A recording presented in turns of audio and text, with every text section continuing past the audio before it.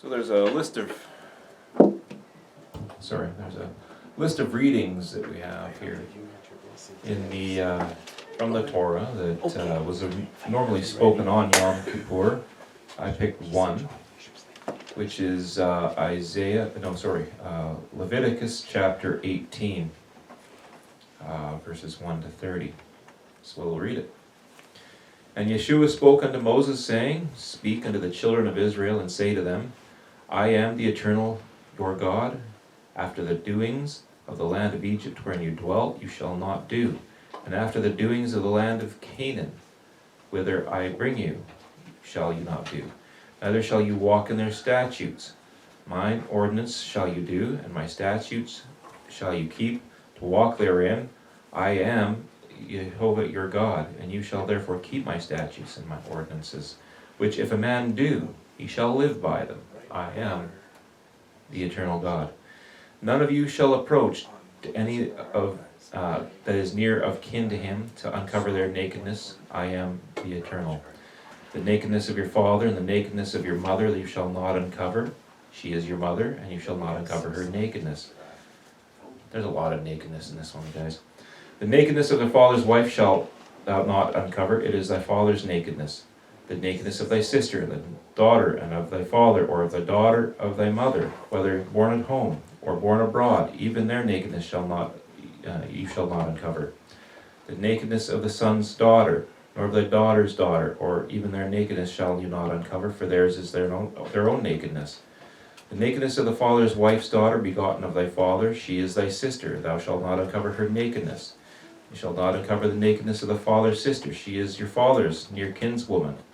And you shall not uncover the nakedness of the mother's sister, for she is thy mother's near kinswoman. You shall not uncover the nakedness of your father's brother, nor shall you approach to his wife, for she is your aunt. And you shall not uncover the nakedness of your daughter-in-law, she is thy son's wife. Thou shalt not uncover her nakedness. You shall not uncover the nakedness of your brother's wife, it is thy brother's nakedness. And you shall not uncover the nakedness of a woman and her daughter, and you shall not take her son's daughter, or her daughter's daughter, to uncover her nakedness. They are near kinswoman, it is lewdness. And you shall not take a woman to her sister, to be a rival to her, to uncover her nakedness beside the other in her lifetime. And you shall not approach unto a woman to uncover her nakedness, as long as she is impure by her uncleanness. And you shall not lie carnally with thy neighbor's wife, to defile yourself with her. And you shall not give any of thy seed to set them apart to Molech.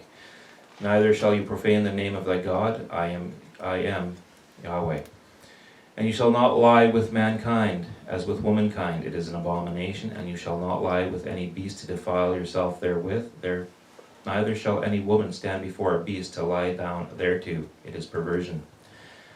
Defile not yourselves in any of these things, for in all these nations are defiled, which I cast out from before you. And the land was defiled, therefore I did visit the iniquity thereof upon it. And the land vomited out her inhabitants. Yea, therefore you shall keep my statutes and my ordinances, and shall not do any of these abominations, neither at home nor the stranger that sojourns among you. For all these abominations have the men of the land done, that were before you. And the land is defiled, and the land vomited not you out also when you defile it. That the land vomit not you out there also when you defile it, as it vomited out the nations that was before you. For whoever shall do any of these abominations, even the souls that do them shall be cut off from among their people. Therefore shall ye keep my charge, that ye do not do any of these abominable customs, which were done before you, and that you defile not yourselves therein. I am the eternal your God. Well, love covers a multitude of sins, and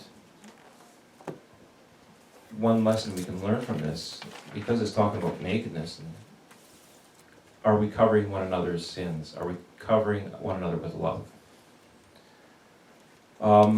This day represents a day of mercy, and we to give everyone mercy. We're to give everyone a new day. As our Father does, so we do. Last year, Gerald gave a teaching on the offering, the meaning of the offering that we just gave. And a point that was made that was that if the Father never called you, Jesus couldn't have chosen you. So the Father is responsible for you being here.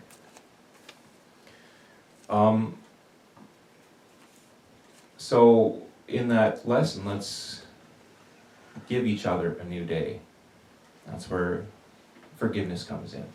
Turn over that anger that you find seething in your heart against others at times. Because that will only undo you. It won't undo the person you're angry at. It won't hurt them. Well, it might, but not to the extent it'll hurt you. That anger, the unforgiveness, the resentment, all these things that we're to be putting on this chain, turn it over, get rid of it. It's not easy all the time. I'm not saying it's easy, but it must be done.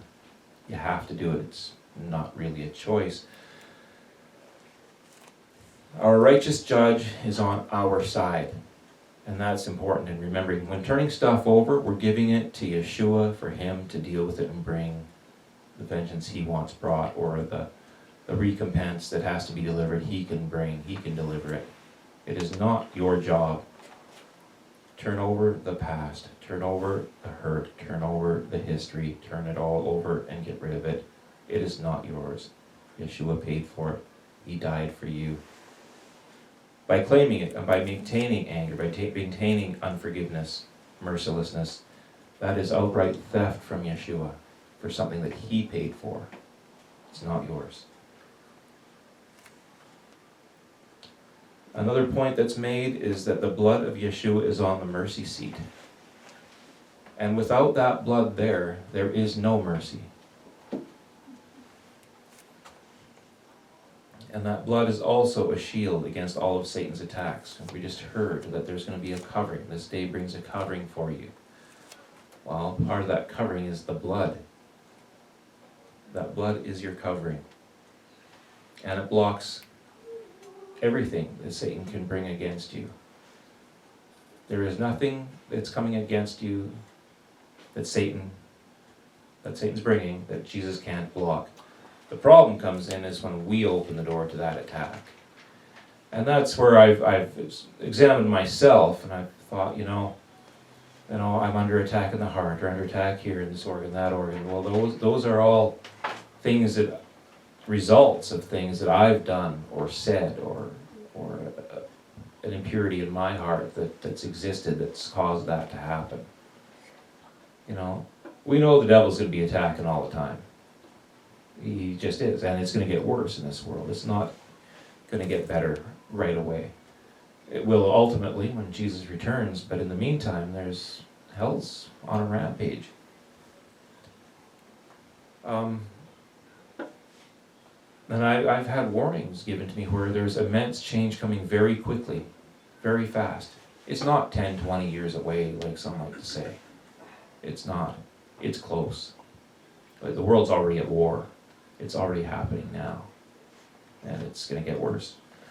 So, in that light, it's our job to turn over all the sin, the guilt, turn over all your shame, all your disgrace, all of your unbelief, turn over your losses. One point that was made, the loss of life force energy. Turn that over to Jesus so he can restore it to you. All your failures, because none of us are perfect. Turn over all the curses and the spells that have been issued against you. Turn over all the wrong blood bonds that have been made by you, or for you, or against you. Turn over all the incantations. Turn over all those contaminations from the world. And that's where the foot washing comes in the spring, again, to keep us on a steady cycle of being cleansed from the contaminations of the world. But this is the time to turn it over. Turn over all uncleanness. Turn over your loneliness. Because without Yeshua, we are rather lonely, if you consider it. Turn over the betrayal, all betrayals that you've experienced in your life. Turn over all the lies you've been told. Turn over all the wrong victimizations of hatred. Satan hates you. There are people that hate us. All that stuff we got to turn over. The rejection you've experienced in life, that's a big one for a lot of people. Turn all of that over, because Jesus has accepted you. He's called you. You belong to him. He has not rejected you. Satan wants you to feel rejected. He wants you to feel unworthy of the gift of life. But by the blood of Jesus, you are worthy of it. Turn over all the smallness that you've been succumbing to over your life. Turn over all the misuse of the talents you've been given. Turn over all the misuse of the gifts you've been given. All of us, to some extent or another, have misused these things. So we turn that over. Turn over all your fears. Turn over all your worry. Turn over all your fretting. As Jesus says, fretting leads only to evil. That's all it does. It does not benefit you one iota. Turn over as well all the static to hearing the Holy Spirit. I've heard people say, oh, I can't hear the Holy Spirit. Turn it over and open your ears. That's up to you to do. It's not some magical incantation that we can issue to you to cause that to happen. You have to actively be involved in doing that. And of course, turn over all stagnation to Yeshua. The stagnation has been a big factor in this congregation, and we thank our Father that that's being dealt with, that we can step away from stagnation and walk in our anointings. You know, if you find that you're dwelling on things from your past, or those that have caused attacks to come against you, if that's still an issue in some way, that's because it hasn't been turned over completely. You may have turned over parts of it, but it's up to you to turn it over. Get rid of it. And don't come up with the excuse, well, people are attacking me. Of course they're attacking you. They'll until Jesus returns, they always will. Get over it. Turn it over. Give it to him. Let Jesus defend you. Let him be your defender. Let that blood shield you. It's not shielding you. It's because you haven't turned it over. And Jesus isn't going to force you. He's not going to force you to turn something over. He'll encourage you to. He'll try and put you in a situation where you're really, really encouraged to turn it over, but he won't force you. All these things we turn over in this day is bound to Satan. It's attached to a chain that Satan's bound with. And for that 1,000 years, Satan, while the millennial reign is occurring here on earth, Satan's living all the stuff that he put you through. That's why you give it to him, so that Satan can experience it. Why you give it to Jesus.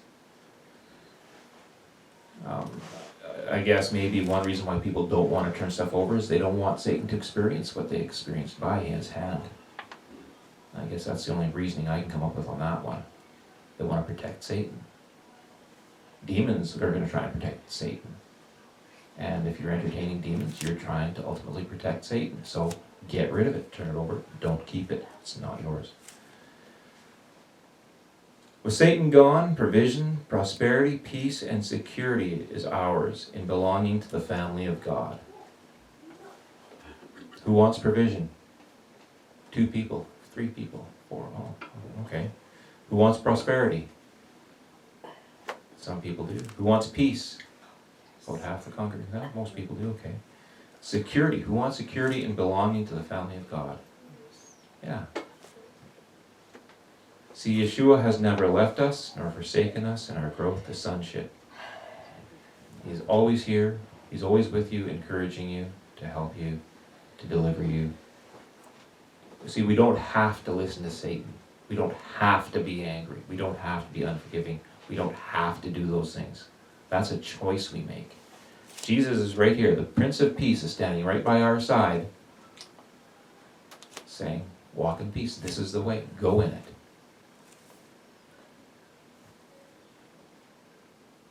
In Matthew 16:13 it says, when Jesus came to the coast of Caesarea Philippi, he asked his disciples, saying, whom do men say that I, the Son of Man, am?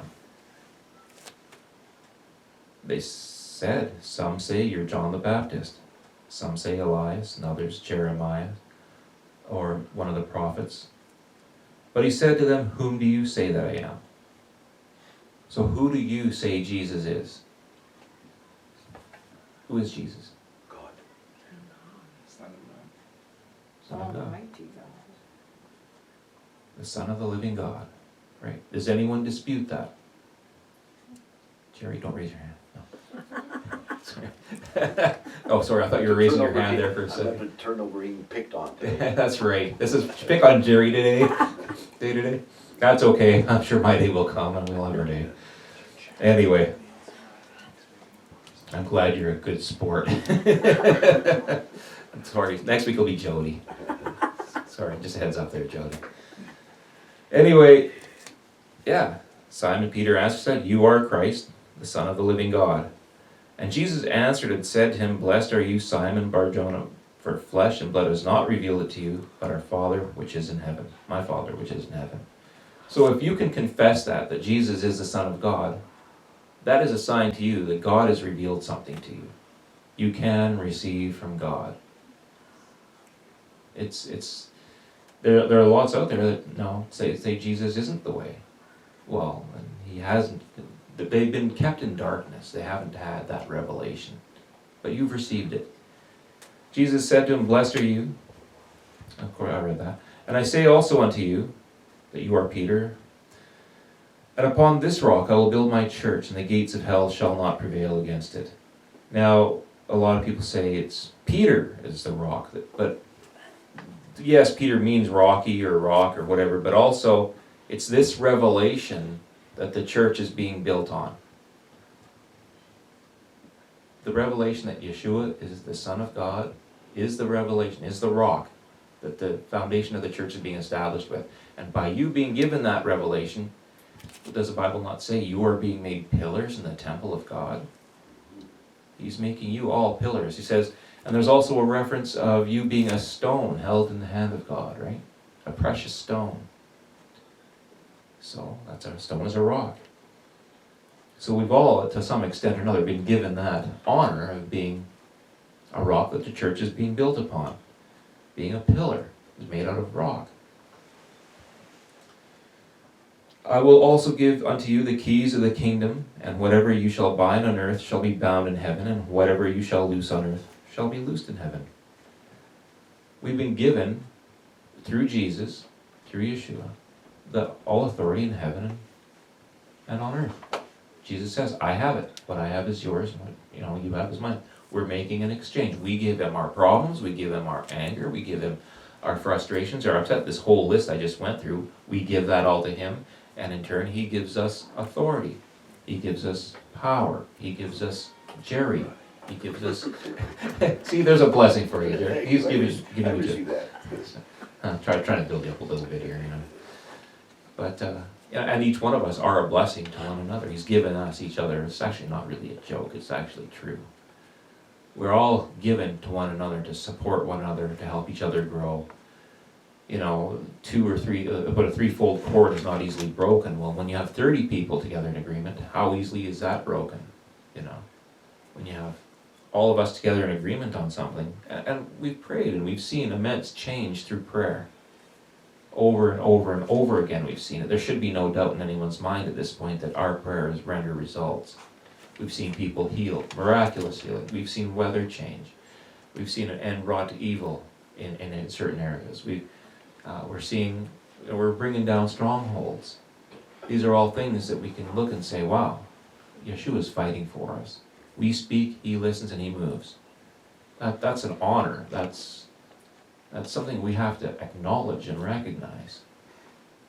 And that's only come because we've turned over certain things. And the more we turn over, the more we'll see that. We want to turn over everything. We want that devil to pay for what he's done. Not only to us, but to all of mankind from the beginning of, from Adam. Satan's been wreaking havoc through countless civilizations, even before pre-Adamic civilizations. Satan's been wreaking havoc and causing trouble on this earth.